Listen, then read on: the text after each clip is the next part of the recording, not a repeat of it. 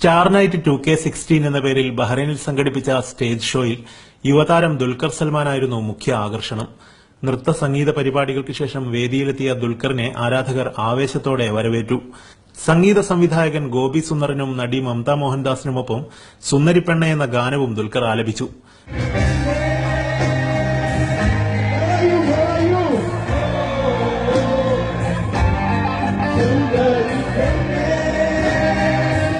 Kottayam Nazeer, Pearle, Maaney, Shriya, William Isaac, Delsy Ninan തുടങ്ങിയവരും പരിപാടിയിൽ പങ്കെടുത്തു. 13ഓളം കലാകാരന്മാരാണ് വിവിധ സംഗീത നൃത്ത പരിപാടികളും ഹാസ്യവിരുന്നുമായി വേദിയിലെത്തിയത്.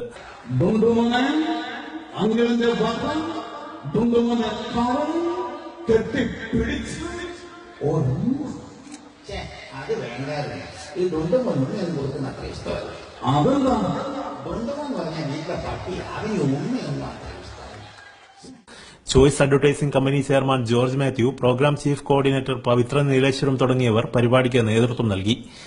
ക്യാമറ പേഴ്സൺ അഷ്റഫ് കടമ്പേരിക്കൊപ്പം സിറാജ് പള്ളിക്കര, മീഡിയ 1, ബഹ്റൈൻ.